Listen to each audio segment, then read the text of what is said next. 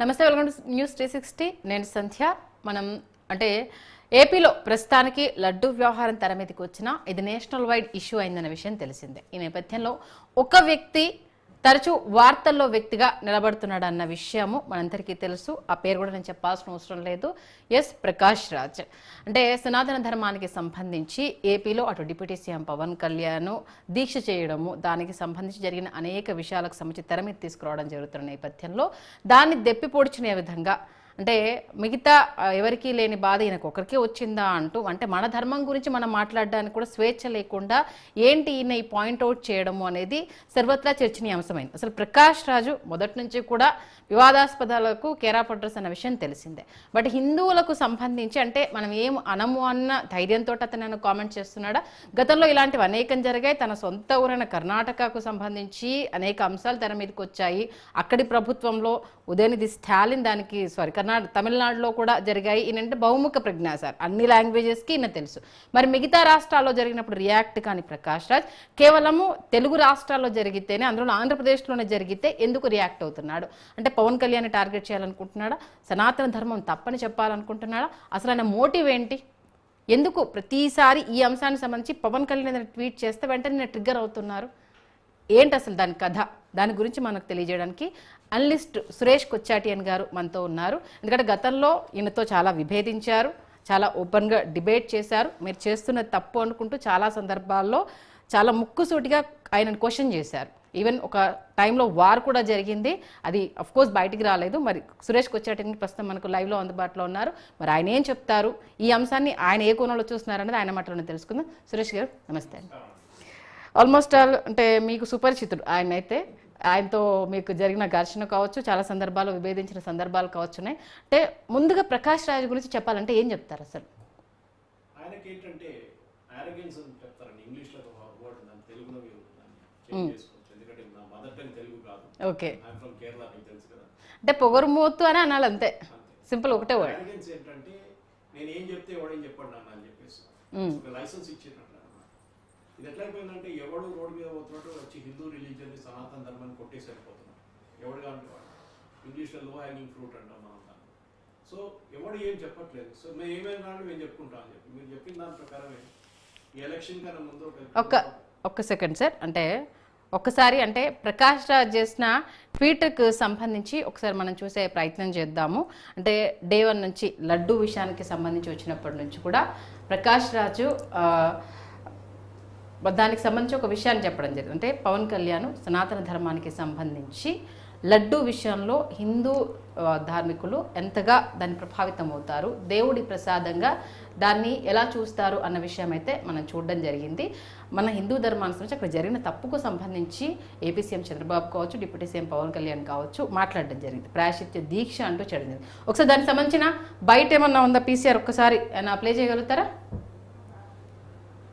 Okay, అంటే ఒకసారి మీ mic ఒకసారి చెక్ చేస్తే sir, voice check 1 2 3 1 2 3 hello check PCR ఓకేనా? Okay sir, continue. So basically ఈ ఎలక్షన్ ముందు, మన లోక్సభ ఎలక్షన్ కన్నా ముందు ఇక్కడ ఉన్న పెద్ద టీవీ ఛానల్లో ఒక డిబేట్ జరిగింది, 5 ఎడిటర్స్ విత్ ప్రకాష్ రాజ్ అని చెప్పేసి. ఆ దాంట్లో అందరూ ఒక 3-4 ప్రశ్నలు అడుగుతారు, దానికి జవాబు వచ్చి యూజువలీ గంట లోపల అయిపోతుంది. ఆ రోజు ఏమో గంటన్నర దాకా పోయింది అది ఇంటరాక్షన్. ఆ ఇంటరాక్షన్ అయిన తర్వాత ఆయనకి బయటకు వచ్చి ఆయనకి నా మీద ఏదో కోపం ఉండే, ఎందుకంటే నేను అడిగిన ప్రశ్నకి ఆయన చాలా వర్క్డప్ అయిపోయారు. ఫస్ట్ అడిగింది ఏంటంటే, మీకు మోదీ గారు అంటే ఇంత కోపం ఎందుకు వస్తుందని అడిగాను. అదేం లేదు, అందరి మీద నేను మాట్లాడతాను. నేను అడిగాను, మీ కేసీఆర్ గురించి ఏమైనా చెప్పారు ఎప్పుడైనా అడిగితే, కేసీఆర్ నేను కూర్చొని సాయంత్రం ఛాయ్ తాగుతూ ఉంటాం డైలీ అని చెప్పాడు. అంటే ఒక ఎగ్జాజరేషన్, ఆయన ఒక లెవెల్ తీసుకొచ్చి ఏదో ఒక రోజు తాగిన దానికి రోజు తాగుతున్నా అని చెప్పేశాడు. ఫామ్ హౌస్ గురించి మాట్లాడాను, నాకు ఫామ్ హౌస్ ఉంది, పెద్ద ఇల్లు ఉంది, అక్కడ చుట్టుపక్కల స్కూల్ చూసుకుంటున్నాను, అది చూసుకుంటాను, అదన్నీ మంచిదే. కానీ మీరు ట్వీట్ చేసేది, మీ లాజిక్ ఏంటి? ట్వీట్ చేసేది మీరు హిందూ ధర్మాన్ని మాత్రమే ఎందుకు టార్గెట్ చేస్తున్నా అడిగాను. కాదు, నేను నాస్తికుడు అని చెప్పాడు. నేను ఓకే, నాస్తికుడు అంటే మీరు అన్ని రిలీజన్స్ చెప్పండి, ఇస్లాం గురించి చెప్పండి, క్రిస్టియానిటీ గురించి చెప్పండి, మిగతా రిలీజన్ గురించి. ఇస్లాం గురించి చెప్పి చూడండి, మీ స్టూడియో నుంచి బయటికి వెళ్ళగానే మీ సంగతి ఏమవుతుందో అందరికీ తెలుసు. మనం నుపూర్ శర్మ కేసులో చూసాం, చాలా కేసెస్లో చూసాం. మనది చార్లీ హెబ్డో కేసులో ఫ్రాన్స్లో చూసాం ఏం జరిగిందనేది. సో అది చెప్పినప్పుడు ఆయనకు కోపం వచ్చింది. మళ్ళీ ఇదేంటి ఇట్లా, నేను మా ఫ్యామిలీలో మా మదర్ క్రిస్టియన్, మా ఫాదర్ ఇంకేదో అని చెప్పేసి చెప్పారు. నేను చెప్పాను ఐ డోంట్, మీకు ఏ రిలీజన్ అయినా ఉండొచ్చు మీది, కానీ మీ రిలీజన్స్ గురించి మీ గొప్ప చెప్పుకోండి, ఎవడు వద్దంటలేడు. కానీ హిందూ రిలీజన్ ఒకటే వచ్చి అక్కడొచ్చి క్యాస్ట్ సిస్టమ్ ఏంటి, అక్కడ వచ్చిన మిగతా కమ్యూనల్ ఏంటి, కమ్యూనల్ అంటే హిందువులు ఒక్కరేనా కమ్యూనల్, నాకు అర్థం కాదు. ఇది చాలా అబ్జెక్షనబుల్. ఎందుకంటే ఇప్పుడు ఆ ట్వీట్లో కూడా చూడండి, ఆయన ఆ రోజు చేసిన ట్వీట్కి మళ్ళీ ఆయన ఆ రోజు నేపాల్లో ఉన్నారు, కఠ్మండూలో ఉన్నారు అనుకుంటా షూటింగ్లో. అక్కడి నుంచి వీడియో కూడా పంపించారు, తర్వాత వీడియో ట్రాన్స్మిట్ చేశారు. ఒకటి అంటే ఏమని చెప్పారంటే, నేను పెట్టిన పోస్ట్ మీకు అర్థమైందో కాలేదో, నేను వచ్చాక మీతో మాట్లాడతాను, చాలా సర్కాస్టిక్గా ఇంగ్లీష్లో అందరికీ అర్థమవుతుందండి ఏం రాశాడని. ఈ దేశంలో కమ్యూనల్ ఇన్సిడెంట్స్ చాలా జరుగుతుంది అన్నాడు. నేను ఛాలెంజ్ చేస్తున్నాను ప్రకాష్ రాజ్ గారిని, మీరు యూపీఏ టైంలో జరిగిన కమ్యూనల్ ఇన్సిడెంట్, ఇప్పుడున్న కమ్యూనల్ ఇన్సిడెంట్ నెలకి మనం కంపేర్ చేసుకుంటూ పోదాం. 2014 to 2024, దానికన్నా ముందు 2004 to 2014 రెండు కంపేర్ చేసుకుందాం మనం. 10 సంవత్సరాలు అక్కడ, 10 సంవత్సరాలు ఇక్కడ. ఏదో యూపీలో ఒక ఘటన జరిగితే దాని గురించి తిట్టడం, అది వీళ్ళొక్కరే కాదు, టిఎం కృష్ణ కూడా అంతే, యాక్టర్ సిద్ధార్థ్ అంతే, వీళ్ళందరూ ఒక గ్యాంగ్ లాగా ఉంటారు. ఒకడైతే నాకు పేరు గుర్తులేదు, ఒకటి చెప్పాడు, నేనైతే మోదీ గెలిస్తే నేను బట్టలు లేకుండా రోడ్ మీద తిరుగుతా అన్నాడు, వాడు కనిపించలేదు, ఇప్పుడు ఎక్కడ పోయినా తెలియదు. ఇంకోటైతే నేను దేశం విడిచేసి వెళ్ళిపోతా అన్నాడు, వాడు కూడా ఎక్కడ పోయినా తెలియదు. కానీ ఇదంతా మనం చూసినప్పుడు డెఫినెట్గా ఏంటో జరుగుతుందని చూసేది మెయిన్గా మన తరఫు నుంచి చేయాల్సింది ఏంటంటే, ఈ ప్రకాష్ రాజ్ గారు చేసేది అన్ని రిలీజన్స్ మీద ఆయన చెప్పండి, నాకు ఏ అబ్జెక్షన్ లేదు, ఏ అభ్యంతరం లేదండి, ఆయన చెప్పొచ్చు. కానీ హిందూ ధర్మాన్ని ఒక్కటే, ఆ రోజు మీరు చూసుంటారు, ఆ ట్వీట్ ఒక్కటే కాదు, దాని పక్కన ఒక కార్టూన్ తీసుకున్నాడు, అదే ట్వీట్లో కార్టూన్ తీసుకున్నాడు ఎక్స్లో. ఏం చేశాడు, ఆ కార్టూన్ ఇంకొకటి డ్రా చేసింది, దాంట్లో ఏంటో తిరుమల లడ్డు ఒకటి, దానికి ఒక బాంబు సుత్లీ పెట్టేసి, ఇది anything can explode these days, అంటే అక్కడ హమాస్ని, బెజ్బుల్లాని పేజర్లు వాకీటాకీలతో కొట్టినట్ల లడ్డూలు కూడా పేలుతాయని చెప్తున్నాడు. ఏంటి అది లాజిక్? అది ఒక లడ్డు అంటే దానికి ఒక ఫీలింగ్ ఉంటుంది, sweet. Laddu is a laddu అంటే నేను ఒక స్టోరీ కూడా చేశాను నా ఓన్ ఛానల్లో, నేను చిన్న ఒక యూట్యూబ్ ఛానల్ దాంట్లో చేస్తుంటాను అనమాట, ఎస్ఏ మీడియా అని చెప్పేసి. దాంట్లో నేను చేశాను, దాంట్లో క్లియర్గా లాజిక్లీ స్టెప్ బై స్టెప్ తీసుకెళ్ళండి. అది వచ్చింది 10 రోజుల ముందు. ఇప్పుడు అందరు నాకు అదే వీడియో రిటర్న్ పంపించి, సురేష్ గారు మీరు చెప్పింది కరెక్ట్, సుప్రీంకోర్టు చెప్పారు, ఇదే మీరు చెప్పిన మాట సుప్రీంకోర్టు చెప్పింది అంటే, నేను చెప్పాను లాజికల్గా ఆలోచించి ఎవరైనా. చంద్రబాబు నాయుడు గారు పొలిటికల్గా వెళ్ళారు, పవన్ కళ్యాణ్ ఏమో స్పిరిచువల్గా వెళ్ళారు, ఇద్దరు సపరేట్ రూట్లు తీసుకున్నారు. అది వాళ్ళ ఓన్ ప్రెరోగేటివ్, వాళ్ళు చేసుకోవచ్చు ఎట్లా కావాలంటే అట్లా. కానీ ఈయన ఏం చేస్తున్నాడు అనేది మెయిన్ క్వశ్చన్. ప్రకాష్ రాజ్, మీరు ఒక ఆర్టిస్ట్గా ఉన్నప్పుడు మీరు రెస్పాన్సిబుల్గా ఉండాలి, ఎందుకంటే మీ ఇన్ఫ్లుయెన్స్ చేసే చాలామంది ఉంటారు. కానీ ప్రకాష్ రాజ్ ఏం మర్చిపోయాడంటే, ఏదో నేను చెప్పకపోతే ఎవడేం చెప్పాడని, కానీ సడన్లీ పవన్ కళ్యాణ్ లేచి సనాతన ధర్మం గురించి మాట్లాడితే నేను చూసుకుంటా అంటే భయం వచ్చింది దానికి. ఎందుకంటే ఈ సినిమాలు రిలీజ్ కావాలి కదా, సినిమా షూట్ చేస్తే ఒకటే కదా, సినిమా రిలీజ్ కావాలంటే ఆంధ్ర తెలంగాణలో రిలీజ్ కావాల్సింది, ఈవెన్ కర్ణాటకలో రిలీజ్ కావాలి. పవన్ కళ్యాణ్ సపోర్టర్స్ వెళ్ళి థియేటర్ తగలబెట్టేస్తారు, ఏం చేస్తాడు అప్పుడు? ఇప్పుడు చూడండి, మొన్ననే ఆయన ఏదో సినిమాది డబ్బింగ్, అమితాబ్ బచ్చన్ వాయిస్కి ఆయన వాయిస్ దానికి ఇచ్చారు, లాంగ్వేజ్ వాయిస్ డబ్బింగ్లో. నిన్న న్యూస్ వచ్చింది ఆయన తీసేశారు ఆ సినిమా నుంచి అని. అంటే సినిమా వాళ్ళు కూడా ఇప్పుడు భయపడుతున్నాడు వాళ్ళని తీసుకోవడానికి, ఆయన తీసుకోవడానికి. ఎందుకంటే ఇప్పుడు పాన్ ఇండియా లెవెల్లో ఒక లాంగ్వేజ్లో తీసి అన్ని లాంగ్వేజ్లోనూ స్ప్రెడ్ చేస్తున్నారు. ఏంటంటే మీరు కామెంట్స్ చేయండి, చేసే కామెంట్స్ సున్నితంగా ఉండాలి, దానివల్ల ఎదుటి వ్యక్తిని ఆలోచింపజేసే విధంగా ఉండాలి, కానీ ప్రొవోకేట్ చేసే విధంగా ఉండొద్దు కదా. ఇప్పుడు తన ధర్మం గురించి అంటే, ఇప్పుడు మోదీకి సపోర్ట్ చేస్తే ఎవరైనా ఇంకా తప్పు చేసినట్టే అన్నట్టు ఎట్లా మీరు డిసైడ్ అవుతారు అసలు? అదే మీరు లడ్డూలు తీసుకొని మీరు ఎందుకు పొలిటికలైజ్ చేస్తున్నారు అన్నారు. Even I agree with that point, politicise చేయకూడదు. కానీ దాని నెక్స్ట్ స్టేట్మెంట్, ఆల్రెడీ దేశంలో ఎన్ని కమ్యూనల్ ఇన్సిడెంట్ జరుగుతుంది, మీరు దీన్ని కూడా దీంట్లో కమ్యూనల్ ఎక్కడ వచ్చిందండి? దీంట్లో హిందూ ముస్లిం ఎక్కడైనా ఉందా? లేదు కదా. సప్లై చేసినోడు హిందువా క్రిస్టియనా ఎవరికి తెలియదు, ఏఆర్ డైరీ అని చెప్పి దొండిగల్లో తమిళనాడులో, వాడు ఎవరికి తెలియదు. ఓకే, ఆడు సప్లై చేసిండు, అదంతా మన వెళ్ళక్కర్లేదు. ఆ డిబేట్ ఆల్రెడీ సుప్రీంకోర్టులో కేసు నడుస్తుంది. కానీ లాజిక్ ఏంటంటే, మీరు ఒక పబ్లిక్ పర్సనాలిటీ ఉన్నప్పుడు, ఏదో రోడ్డు మీద తిరిగే వ్యక్తి కాదు మీరు పబ్లిక్ పర్సనాలిటీ ఉన్నప్పుడు మిమ్మల్ని ఫాలో చేస్తే చాలామంది ఉంటారు. ఆ ఫాలో చేసిన మనుషులు వాళ్ళు ఏమవుతుందంటే వాళ్ళు ఇన్ఫ్లుయెన్స్ అయిపోతారు. ఖచ్చితంగా ఎవడో ఒకడు పిచ్చోడు ఉంటాడు, మనం ఎప్పుడు చెప్తాం పిచ్చోని చేతిలో రాయి ఉంటే ఏమవుతుంది, అదే సంగతి ఇది కూడా. ఎక్కడ వేస్తాడో తెలియదు ఎవరికి. ప్రకాష్ రాజ్ కూడా అదే సంగతి అనమాట. మీరు ఒక ఆర్టిస్ట్గా ఉన్నప్పుడు మెచ్యూరిటీ ఉండాలి మీకు. చూడండి, ఎంతోమంది సీనియర్ ఆర్టిస్ట్ ఉన్నారు, ఆయన లెవెల్లో ఉన్న చాలామంది ఉన్నారు కదా, ఎవరైనా ఇట్లాంటి స్టేట్మెంట్ ఇచ్చారా? ఇవ్వరు. ఈయనకి ఎందుకు చేయాలంటే, పవన్ కళ్యాణ్ ఇండైరెక్ట్ కొడుతున్నాడు, కొట్టిందేమో చంద్రబాబు నాయుడుని, కానీ దాకింది పవన్ కళ్యాణ్కి. సో ఆయన అనుకోలేదు పవన్ కళ్యాణ్ రియాక్ట్ అవుతాడని. ఇప్పుడు పవన్ కళ్యాణ్ ఒక జనరల్ వార్నింగ్ ఇచ్చాడు అందరికీ, ఎవడైనా చేస్తే నేను చూసుకుంటాను నేను అని చెప్పేసి. అవును. So it is not just Prakash Raj, anybody who speaks against సనాతన ధర్మ. ఈవెన్ నేను కూడా చెప్తుంటాను అప్పుడప్పుడు, ది ప్రాబ్లం విత్ మన హిందువులతో ప్రాబ్లం ఏంటంటే, ఎవడో వచ్చి గంట కొట్టేసి వెళ్ళిపోతాడు. ఎవడేమన్నాడు? దానికోసం ముందు ఆఫ్ఘాన్స్ వచ్చారు, దాని తర్వాత ముఘల్స్ వచ్చారు, బ్రిటిష్ వాళ్ళు వచ్చారు, డచ్ వచ్చారు, పోర్చుగీస్ వచ్చారు, వీళ్ళందరూ వచ్చారు. ఎందుకంటే వీఆర్ నెవర్ యునైటెడ్. కానీ ఆలోచించండి, లోకంలో హిందూ రాష్ట్రం అని చెప్పుకోవడానికి నేను చెప్పలేదు, ఇది అంబేద్కర్ గారు చెప్పిన మాట. అప్పటి నుంచి ఒక్కటే రాష్ట్రం అనేది భారతదేశం. నేపాల్ ఒకటి ఉంటే అది పోయింది, ఇప్పుడు ఉన్నది ఒకటే భారతదేశం. అందరూ భారతదేశంగా ఉన్నప్పుడు మనం డెఫినెట్గా ఏం చేయబోతున్నాం భారతదేశంలో, ఎట్లా మనం ఉంచుకోవాలి? 80% పాపులేషన్ హిందూస్ అండి. ఎక్కడైనా మీరు చూసారా? ఇప్పుడు ఇరాన్లో నడుస్తున్నట్లు పాలెస్టైన్, లెబనాన్ తీసుకున్నామండి. లెబనాన్లో 32% మంది క్రిస్టియన్స్. మీరు వాళ్ళ గురించి ఎప్పుడైనా విన్నారా? Lebanon was the Christian country. 20 సంవత్సరాల ముందు దాకా క్రిస్టియన్ కంట్రీ ఉండే. ఇప్పుడు కంప్లీట్ గా ఇస్లామిక్ గా మారిపోయింది. ఎట్లా మారిందండి? ఓకే. పాకిస్తాన్ 14% ఉన్న హిందువులు ఇప్పుడు 2%, 1%కి వచ్చేసారు. బంగ్లాదేశ్ కూడా అంతే సార్. We are non violent. ఈ మహాత్మా గాంధీ తల మీద ఎక్కించుకొని నడిపించుకుంటాం. ఒక్క సెకండ్ సార్, అంటే ప్రకాష్ రాజ్ ట్వీట్స్ ఏం పెట్టాడు అనేది ఒకసారి మనం చూసే ప్రయత్నం చేద్దాం. చూస్తున్నారు కదా, నిజంగా అంటే సార్ అన్నట్టుగా అంటే ఎక్కడో ట్రిగ్గర్ చేద్దాము అనేసి అని అనుకున్నాడు.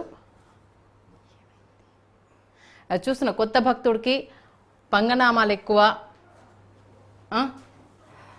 ఇక చాలు ప్రజల కోసం చేయాల్సినవి పనులు చూడండి అంటూ ఆయన అంటే ఎంత ట్రిగ్గర్ చేస్తున్నారు, అవతల వాళ్ళ సహనాన్ని ఎట్లా పరీక్షిస్తున్నాడు అన్నది ఇక్కడనే తెలుస్తుంది. నిజంగా ఆయన చాలా క్లియర్ కట్గా చెప్పారు, నా సనాతన ధర్మం జోలికి వస్తే నేను మిగతా వ్యక్తుల్ని కించపరచట్లేదు, మిగతా మతాల జోలికి వెళ్ళట్లేదు, నా సనాతన ధర్మంలో నా తిరుపతి లడ్డు అనేది చాలా ముఖ్యం కాబట్టి దాని విషయంలో జరిగిన ఒక తప్పుని మా ప్రభుత్వం ఎత్తి చూపించింది, దానికోసం నేను ప్రాయశ్చిత్త దీక్ష చేస్తున్నాను, లడ్డూని అపహాస్యం చేస్తే ఎవరినైనా సరే ఖచ్చితంగా వదిలిపెట్టమనేసి అని కూడా క్లియర్ కట్గా చెప్పలేదు. అంటే వీళ్ళు ఏమనరు అంటే మిగతా వాళ్ళని టచ్ చేస్తే ఎలాంటి రిజల్ట్ ఉంటుందో తెలుసు కాబట్టి సురేష్ గారు, అంటే వీళ్ళని ఏమనం కాబట్టి మనం ఏదన్నా రాయేసేయచ్చు వీళ్ళ మీద, దాన్ని మనం పొలిటికలైజ్గా వాడుకోవచ్చు, అంటే ఆ మైలేజ్ని క్రియేట్ చేసుకోవచ్చు అని ఒక్క కారణం తప్పితే ఇంకా వేరే అన్న ఉందా ఆయన చేసిన ట్వీటే చూస్తున్నానండి నేను మా ఫోన్లో. పశుపతినాథ్ టెంపుల్కి వెళ్ళారు, కఠ్మండూలో ఉన్నారు కదా, పశుపతినాథ్ టెంపుల్కి వెళ్ళి అక్కడ పాజిటివ్గా స్పిన్ ఇస్తున్నాడు. చూడండి ఇక్కడ రిలీజియన్ బ్యూటిఫుల్ వార్మ్ పీపుల్ అంటే ఇండియాలో ఉన్న వాళ్ళు బాగలేరా? ఓకే, పిచ్చోలా మనం? అర్థం కాదు నాకు. Thank you for all the love and warmth. ఎవడు పట్టించుకోడు విని అక్కడ వెళ్ళి ఏదో నేను పెద్ద హీరో అని చెప్పుకుంటే nobody will know him there. Problem is Prakash Raj చూస్తే కంటిన్యూస్గా ఇది ఒక్కటే కాదు, మీరు పాత ట్వీట్లు తీయండి, దీనికన్నా ఘోరంగా ఉంటుంది. ఏ నెగటివ్ న్యూస్ అయినా మోదీ గారి గురించో హిందువుల గురించి ఉంటే అప్పుడే ట్వీట్ చేస్తాడు ఇమ్మీడియట్గా. పాజిటివ్ న్యూస్ ఎప్పుడు మాట్లాడు. నేను అడుగుతున్నానండి, ఐ కమ్ ఫ్రమ్ కేరళలో మా కమ్యూనిటీ అంటే నాయర్ మేనన్ కమ్యూనిటీ అంటాం. మా దాంట్లో మ్యాట్రిలినియల్ సిస్టమ్, కోచాట్లు అనేది మా అమ్మగారి ఇంటి పేరు. We take the matrilineal system. మా దాంట్లో వారసత్వం మదర్ సైడ్ నుంచి వస్తుంది. ప్రాపర్టీ మొత్తం అమ్మాయిలకి వెళ్తుంది కంప్లీట్గా, 100%. మా సిస్టర్కి వెళ్ళిపోయింది మొత్తం ప్రాపర్టీ అంతా. అట్లాంటి ప్రోగ్రెసివ్ రిలీజియన్ మీరు ఎందుకు మాట్లాడరండి? మీరు పోనీ కర్ణాటకలో లింగయాత్స్ ఉన్నారు, ఒక్కలిగాస్ ఉన్నారు, వాళ్ళ దాంట్లో ఉన్న కమ్యూనిటీ వాళ్ళ ప్రోగ్రెస్ గురించి ఎందుకు మాట్లాడలేదు ప్రకాష్ రాజు? హిందువులు కాదా వాళ్ళు? అప్పుడు అంటాడు కాదు లింగాయట్స్ ఎప్పుడో చెప్పారంట ఒక టైంలో మేము హిందువులు కాదని చెప్పి. ఎప్పుడు చెప్పారండి? ఎవరు చెప్పారు? ఓకే, అక్కడ ఇంత మంచి పని నడుస్తుంది. అక్కడ శృంగేరి ఉంది, అక్కడ మన బేలూరు, హాలిబేడ్, మొత్తం గోమటేశ్వర్, అక్కడ ద రిలీజియన్ ఇస్ బిగ్. అవును. కానీ ప్రకాష్ రాజ్కి ఏంటంటే ఆయన నాస్తికుడు అంటే నాస్తికంటే మీరు మెయింటైన్ చేసుకోండి, అదే స్టాండ్ మెయింటైన్ చేసుకోండి. మీరు అన్నట్టుగా అన్ని విషయాల్లో ఉండాలి నాస్తికత్వం, అన్ని మతాలకి ఉండాలి. ట్రిపుల్ తలాక్ గురించి ఏమని చెప్పారా? ట్రిపుల్ తలాక్ తీసినప్పుడు చెప్పారా? మాట్లాడారా? ఇప్పుడు యూనిఫామ్ సివిల్ కోడ్ తీసుకొస్తున్నాం. యూనిఫామ్ సివిల్ కోడ్ ఎందుకు వ్యతిరేకిస్తున్నారండి? మా ఇస్లామిక్ కోడ్ కావాలి, సరే అండి అంటే దొంగతనం చేసినట్టు చేయి కోసేస్తాం, అది కూడా ఉంది కదా ఇస్లాంలో. మన షరియా పెట్టుకుందాం అక్కడ కూడా, అది కాదండి. అప్పుడు ఐపీసీ బాత్నాయి సంచిగా మాట్లాడతారు. అప్పుడు మీరు ఉన్నప్పుడు ఒకటే లా మెయింటైన్ చేసుకోండి, అందరికి ఒకటే లా. పోర్చుగీస్ వారు గోవాలో before independence uniform civil code తీసుకొచ్చారు. అక్కడ ముస్లిమ్స్ ఉన్నారు కదా, అక్కడ క్రిస్టియన్స్ ఉన్నారు కదా, క్రిస్టియన్స్ ఎక్కువ గోవాలో. ఏమైనా ప్రాబ్లం అయిందండి ఇప్పుడు దాకా అక్కడ? ఈ ప్రాబ్లం ఏంటంటే వీళ్ళు సేమ్ సిఐఏ వచ్చినప్పుడు చూస్తుంటారు మీరు. అవును, అరే ఇక్కడ నుంచి అందరిని తెరిమి కొట్టి పాకిస్తాన్ పంపిస్తారు. ఎక్కడండి? సిటిజన్షిప్ ఇవ్వడం తీసుకోవడం కాదు, అంతా కూడా ఎక్స్ప్లెయిన్ చేయలేరు వీళ్ళు. As a film star, even యూఎస్లో చూస్తున్నాం మనం. యూఎస్లో ఎలక్షన్లో కూడా to large extent film stars influence చేస్తారు అక్కడ కూడా. మనం అనుకుంటాం చదువు లేని వాళ్ళే ఇక్కడ ఫిల్మ్ స్టార్స్ ఇన్ఫ్లుయెన్స్ చేస్తారు, కాదు చదువు ఉన్న వాళ్ళని కూడా ఇన్ఫ్లుయెన్స్ చేస్తారు. సో అక్కడ కూడా ట్రంప్ వాడుకుంటారు, బైడెన్ వాడుకుంటున్నప్పుడు కమలా హారిస్ వీళ్ళందరినీ సపోర్ట్ చేయడానికి ఒక గ్రూప్ ఉంటారు. అది రాక్ స్టార్స్ ఉంటారు, ఫిల్మ్ స్టార్స్ ఉంటారు, వీళ్ళందరూ ఉంటారు. ఎందుకంటే వీళ్ళ మాటకు ఒక విలువ ఉంది. ఆమీర్ ఖాన్ భగవాన్ శివాని టాయిలెట్లో తిప్పాడు 3 Idiotsలో. మనం ఏమైనా చేసామండి? ఇంకైనా రిలీజియన్ చేయమని చెప్పండి, తగలబెట్టేస్తుండే. టాయిలెట్లో లార్డ్ శివాని తిప్పడం ఏంటండి? నాకు అర్థం కాదు. అది బికాస్ హిందూ రిలీజియన్స్ లైక్ మనం నవ్వుకుంటాం, మనం జోకులు వేసుకుంటాం, అరే మంచి సమస్య అదే కదా, సమస్య ఎక్కడ వస్తుంది నిజంగా. అది దాని వీఆర్ టేకెన్ ఫర్ గ్రాంటెడ్ అంటారు ఇంగ్లీష్లో, దాని ప్రాబ్లం అనమాట. అది జరుగుతుంది ఇక్కడ. అదే ఇది ఓన్లీ పవన్ కళ్యాణ్ ఒక్కటి పోరాటమే అవుతుంది. ఆయన మన హిందూ ధర్మం కోసం, సనాతన ధర్మం కోసం ఫైట్ చేస్తున్నారనేసరి ఇలాంటి వాళ్ళు ట్వీట్ చేసినప్పుడు ఒక 100 మంది రియాక్ట్ అవుతే నిజంగానే ఆయన ట్వీట్ చేయడానికి ఇంకోసారి సాహసం చేస్తాడా? ఇది పవన్ కళ్యాణ్ ఎందుకు చేశాడంటే ఆయనకు ఒక, నేను ఎప్పుడు చెప్తుంటాను, అందరూ nothing to with that politics గురించి మాట్లాడుతున్నప్పుడు ఎవరు అన్నారు నాయుడు గారు చాలా అన్రిలయబుల్, రేపు సడన్గా సపోర్ట్ విత్డ్రా చేస్తుంటే కాదు అని చెప్పిన కౌంటర్ వెయిట్ ఒకటి ఉంది పక్కన, పవన్ కళ్యాణ్ ఆయన పేరు. ఆయన మోదీ కన్నా ఎక్కువ హిందూ భక్తులు. అవును, ఓకే, నాయుడు గారు అక్కడిక్కడ తిరిగినా పట్టుకుంటాడు పవన్ కళ్యాణ్. సో ఒక కౌంటర్ వెయిట్గా ఉంది అక్కడ, ఎక్కడ బయటికి వెళ్ళాడు చంద్రబాబు నాయుడు అని చెప్పాను. ఇప్పుడు కూడా చూడండి ఈ కాంట్రవర్సీలో కూడా మెచ్యూరిటీ ఉంటే మీరేం చేస్తారు, దాని గురించి మాట్లాడుకుంటా కాంట్రవర్సీ. ఎందుకంటే నేను ఎప్పుడు సీక్వెన్స్ ఇచ్చాను, నా వీడియోలో కూడా సీక్వెన్స్ ఇచ్చాను. మేలో టెండర్ ఫైనలైజ్ అయింది, జూన్ ఫస్ట్ వీక్లో పాలు సప్లై చేస్తా అంటున్నాడు ఆడు ఏఆర్ డైరీ వాడు డిండిగల్ నుంచి. దాని తర్వాత జూన్ ఎండింగ్లో ఫస్ట్ లాట్ పంపించా అంటున్నాడు గీ. దాని తర్వాత జూలైలో టెస్టింగ్ జరిగింది, టెస్టింగ్ 2 సార్లు జరిగింది, 2 సార్లు దాని రిపోర్ట్ ఎన్టీడీబీ నుంచి వచ్చింది. జూలై నుంచి మీరు సెప్టెంబర్ దాకా ఏం చేశారండి? మీరు భక్తుల మనసులో తీసుకొచ్చేసారు, లడ్డు కల్తీ ఉంది లడ్డూలు అని చెప్పేసి. యాక్చువల్లీ లడ్డూలో కలవలేదు అది, దానికన్నా ముందు దాన్ని పట్టుకున్నారు. దానికన్నా ముందు కూడా 12 సార్లు నందిని డైరీ వాళ్ళు సప్లై చేస్తున్నప్పుడు కూడా పట్టుకున్నారండి.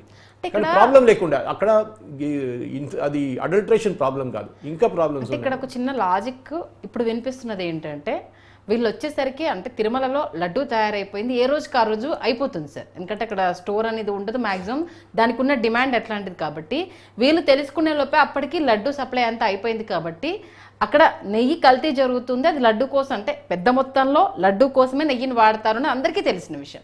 వీళ్ళు ఎక్స్పోజ్ చేద్దాం అనుకుంది, అప్పటికే లడ్డూలన్నీ ఎక్స్పోర్ట్ అయిపోయాయి, అమ్ముడైపోయాయి కాబట్టి దొరకలేదు. కానీ కల్తీ నెయ్యి అయింది, అది లడ్డు కోసమే వాడారు అన్న ఒక పాయింట్ని ఎక్స్పోజ్ చేశారు. సరే, అది వాట్ ఈజ్ వాట్ అనేది తెలుస్తుంది. కాకపోతే సనాతన ధర్మం గురించి ఒక పవన్ కళ్యాణ్ ఎంత కట్టుబడి ఉన్నాడు, దానికోసం ఆయన అన్ని రిలీజియస్ని, మన హిందూ ధర్మంలో ఒకటి నిజంగా అది మన పిచ్చితనమా వెరితనమా నిజంగా తెలియదు సార్. మనము మిగతా మతాలను కూడా అంతే రకంగా ఆదరిస్తాం, వాళ్ళు మనల్ని పట్టించుకోకపోయినా మన మనుషులము, మన ధర్మం మనకి చెప్పింది, మన భగవద్గీత మనకు బోధించింది మనుషులమంతా ఒక్కటే అన్న తత్వంలో మామూలుగా ఏమో మన మతాన్ని ఎక్కువ ప్రేమిద్దాం, పరమతాన్ని గౌరవిద్దాం అనేది కాన్సెప్ట్. మన ఎగ్జాంపుల్ ఇస్తానండి, జ్యూస్ కింగ్ సోలమన్ టైం నుంచి ఇప్పుడు కాదు, ఇజ్రాయెల్ నేషన్ వచ్చే ముందు జ్యూస్ని తరిమి కొట్టారు. ఆల్మోస్ట్ 17th century 13 నుంచి 17th century దాకా. వాళ్ళ నేషన్ లేకుండే, వాళ్ళని మొత్తం ఓటమన్ అంపైర్ నుంచి వచ్చి మొత్తం కొట్టిన తర్వాత చాలామంది పారిపోయారు, ఏదేదో దేశానికి పారిపోయారు. మన దగ్గర వచ్చిన 2-3 రాష్ట్రాలకు వచ్చారు. అప్పుడు మనం స్టేట్ అని చెప్పలేం దాన్ని. ఒకటి బాంబే, ఇంకోటి గుజరాత్, ఇంకోటి కేరళ. ఈ కోస్టల్ రీజన్స్లో బోట్లు వచ్చారు వాళ్ళు. ఇప్పుడు కూడా ఓల్డ్ కొచ్చిలో సినగాగ్ ఉంది, పెద్ద ఒక సినగాగ్ ఉంది, వాళ్ళ చర్చ్ అని చెప్పొచ్చు, మనది వాళ్ళ టెంపుల్ అని చెప్పొచ్చు. అక్కడ 32 ఫ్యామిలీలు ఉంటుండే, ఇప్పుడు ఒక 2 ఫ్యామిలీలు ఉన్నారు. జ్యూస్, ఒరిజినల్ జ్యూస్, ఏదో కల్తీ కాదు, ఒరిజినల్ జ్యూస్ ఉన్నారు వాళ్ళు, ఇజ్రాయెల్ నుంచి వచ్చింది. సో జూ టౌన్ అంటారు దాన్ని. ఇప్పుడు మన రిలీజన్ ఎట్లా అంటే హిందూ రిలీజన్ ఎవడు వచ్చినా మనం తీసుకుంటాం. ఇది ఒక ఎగ్జాంపుల్ మీకు ఇస్తున్నాను. Iran was a Parsi country, Muslim country లేకుండే, ఇస్లామిక్ కాకుండే, పార్సీ కంట్రీ ఉండే. పార్సీస్ అక్కడి నుంచి పారిపోయారు. వీళ్ళందరూ వచ్చి ఇస్లామిస్ట్ వచ్చి కాన్కర్ చేసినప్పుడు ఆటోమన్ ఎంపైర్ నుంచి, దాని తర్వాత ఆఫ్ఘాన్స్, వీళ్ళందరూ వచ్చి ఇస్లామిక్ కొట్టినప్పుడు వీళ్ళు పారిపోయారు. ఎక్కడికి వచ్చారండి? ఇండియాకి వచ్చారు. ఎవరు వాళ్ళు? రతన్ టాటా ఇట్లాంటి వాళ్ళు పార్సీస్. వాళ్ళు మనం తీసుకోలేదా? తీసుకున్నాం కదా.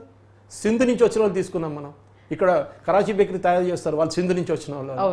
ఎట్లాంటి ఎన్నో బిజినెస్ వాళ్ళు ఉన్నారు మన దగ్గర. We will accumulate any religion.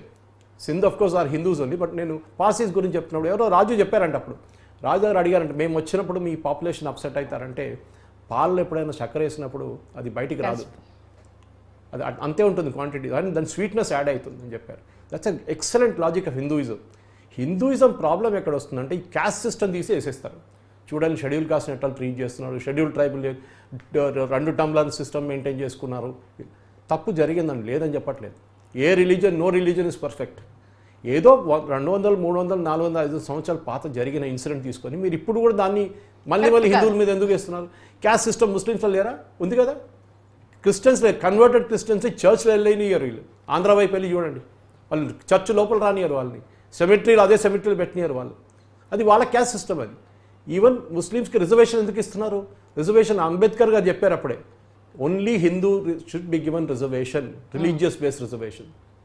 మిగతా రిలీజియన్స్లో క్యాస్ట్ సిస్టమ్ అని లేదని చెప్పారు. కానీ ఏమైంది, ఇప్పుడు వాళ్ళు కూడా ఇచ్చిస్తున్నారు. ఏంటంటే బకర్వాల్స్ ఉన్నారు, గుజ్జాస్ ఉన్నారు కాశ్మీర్ వైపు, మన దగ్గర ఉన్నారు చాలామంది, ఇక్కడ ఆంధ్ర తెలంగాణలో కూడా ఇచ్చారు, రిజర్వేషన్ ఇచ్చారు. సో హిందూ రిలీజియన్ అనేది నేను చెప్పినట్ల ఎవరి కావాలంటే వాడు వచ్చి హిందీలో అంటారు గంగా చేసే సభాకే హాత్ దోకే జాతే అని. కానీ వీఆర్ నోన్ పోనీయండి, నో ప్రాబ్లం మనం కూడా అనుకుంటాం అప్పుడప్పుడు. తిరుమల ఒకటే కాదు, మీరు మిగతాది తీసుకోండి. గురువాయూర్ ఉంది. ఇప్పుడు నేను అదే అడిగాను ప్రశ్న. శబరిమలలో దీనికన్నా ముందు లాస్ట్ ఇయర్ హలాల్ ప్రొడక్ట్స్ కనిపించిందంట అక్కడ. అవును, ఏది అక్కడ తయారు చేసే ప్రసాదంలో హలాల్ ప్రొడక్ట్స్ అంట. అఫ్కోర్స్ హలాల్ అంటే నాన్ వెజ్ కాదు, అది హలాల్ మెథడ్లో తయారు చేస్తున్న ఏదో ఇంగ్రీడియంట్స్ కనిపించిందంట. ఎట్లా వచ్చిందండి అది? అదే అర్థం కాదు. ఎవరు చెక్ చేస్తున్నారు? నేను అదే ప్రశ్న అడిగాను. ఇప్పుడు శబరిమల ఇప్పుడు మండల సీజన్ స్టార్ట్ అవుతుంది అక్టోబర్ నవంబర్ నుంచి. నేను బొలారా అయ్యప్ప టెంపుల్ మెంబర్. నేను చెప్తున్నానండి, అక్కడ అన్నిటికంటే పెద్ద కల్తీ నడుస్తుంది. అక్కడ ఆటోమేటెడ్ మిషన్స్ ఉన్నాయి, అన్నీ ఉన్నాయి అక్కడ. కానీ భక్తుల ఒక మనోభావం ఉంటుంది చూడండి, దాన్ని ఎప్పుడు దెబ్బతీయకూడదు, ఎప్పుడు చేయకూడదు. అది ఎవరైనా ఉండి అంటే you should never do it. అది మెయిన్ అన్నమాట. ఇప్పుడు ప్రకాష్ రాజ్కి చెప్పాలంటే ఏం చెప్తారు? ప్రకాష్ రాజ్ గారు ఒక మాట చెప్పిన తర్వాత దాన్ని రిటర్న్ తీసుకోలేరు, మీరు గుర్తుపెట్టుకోవాలి అది. సో డెఫినెట్గా మీరు ఒక మాట చెప్పే ముందు 10 సార్లు ఆలోచించాలి. ఎవరైనా, ప్రకాష్ రాజ్ అని ఒకటే కాదు. కానీ వీళ్ళేంటంటే ఈ పబ్లిక్ పర్సనాలిటీస్, అది పొలిటీషియన్స్ ఉండొచ్చు, ఈ రిలీజియస్ లీడర్స్ ఉండొచ్చు, ఫిలిం స్టార్స్ ఉండొచ్చు, ఇంకెవరైనా కానీ ఇన్ఫ్లుయెన్సర్స్ ఉండొచ్చు, వీళ్ళు ఒకసారి మాట చెప్పినప్పుడు దాన్ని రిటర్న్ తీసుకోలేదు. ఇప్పుడున్న సోషల్ మీడియా, ఇప్పుడున్న డిజిటల్ మీడియాలో అదే వీడియో తీసుకుని ఆడుకునే ఉంటారు మనుషులు. ఇప్పుడు కాదు, 5 సంవత్సరాల తర్వాత కూడా కనిపిస్తుంది మీకు అదే. So you should be very careful. మీకు ఏదో లైసెన్స్ ఇచ్చారు, ఇండియాలో డెమోక్రసీ లేదని మనిషి ఇట్లాంటి ట్వీట్లు చేస్తాడు. తను మళ్ళీ అంటాడు మోదీ గారు అందరిని జైలు వేసేస్తున్నాడని చెప్పి. అది నిన్ను జైలు వేస్తాడా ఇంత మాట చెప్పిన దానికి? నువ్వు ఎందుకు భయపడుతున్నావు? నువ్వు ఎందుకు ఇట్లాంటి ట్వీట్ చేసినావు? నెక్స్ట్ టైం 10 సార్లు ఆలోచించండి. లడ్డూల బాంబులు పెట్టడం ఏంటి, ఏదైనా పేలొచ్చు అని చెప్పడానికి మీరెవరండి? మీరు ఈ మిగతా రిలీజియన్స్ గురించి ఒక మాట చెప్పండి, ఒక్క మాట అన్నాడు. సో దిస్ ఇస్ ఇదే ప్రాబ్లం. ఇదే అండి, హిందూస్ డోంట్ రియాక్ట్. మనం రియాక్ట్, మన రోడ్ల మీద రాళ్ళు విసరం, ఏం చేయం మనం. ఎవడో చేసుకుంటే పోన్లే.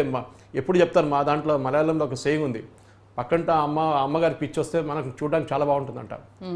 మన ఇంట్లో మన అమ్మగారికి పిచ్చి పడితే అప్పుడు తెలుస్తుంది. అది సంగతి అనమాట. ఓకే, చాలా బాగా చెప్పారు సురేష్ గారు. మరొక టాపిక్లోకి వెళ్ళమని చూస్తున్నారు కదా. ఖచ్చితంగా అంటే ఒక ఇన్ఫ్లుయెన్స్ పర్సన్ ఏదైనా ట్వీట్ చేసినప్పుడు అది ఏ రకంగా ట్రిగ్గర్ అవుతుంది, అది ఎలా టర్న్ అవుతుంది అనేది తెలియదు. ఒక సెన్సిటివ్ విషయానికి సంబంధించి సంబంధం లేకుండా రాజకీయంగా మీరు లబ్ధి పొందాలనుకుంటున్నారా, అవతల వ్యక్తుల్ని ప్రొవోక్ చేయాలనుకుంటున్నారా తెలియట్లేదు. కానీ ఒక సనాతన ధర్మం గురించి పవన్ కళ్యాణ్ గారు ఎవరిని ఉద్దేశించి మాట్లాడలేదు, ఎవరిని దీంట్లో తప్పుబట్టలేదు. నా ధర్మం గురించి చెప్పుకునే హక్కు నాకు లేదా, మీరెవరు ఇలా క్వశ్చన్ చేయడానికి అంటూ కూడా చాలా ప్రకాష్ రాజ్ గారు అని కూడా సంబోధిస్తూ మీ గురించి చెప్పడం జరిగింది. ఎందుకంటే ప్రశ్నించడంలో తప్పలేదు, కానీ ఆ ప్రశ్నను ఇందాక సురేష్ గారు అన్నట్టుగా అన్ని రిలీజియన్స్లో తప్పు జరిగినప్పుడు అదే రకంగా ప్రశ్నించు. ఒక ప్రాంతంలో అయితే ప్రశ్నిస్తాను, ఇంకో ప్రాంతంలో అయితే ప్రశ్నించాను, ఇంకో మతాన్ని దూషిస్తాను, ఇంకో మతాన్ని అసలు పట్టించుకోను. ఇది పద్ధతి కాదు. మీరు పద్ధతి మార్చుకోండి. హిందూ ధర్మం గురించి మీరు అనుకుంటున్నారేమో, ఒక్కసారి హిందువులంతా తెర మీదికి వస్తే తట్టుకోవడం ఏ ఒక్కరి వల్ల అవ్వదు.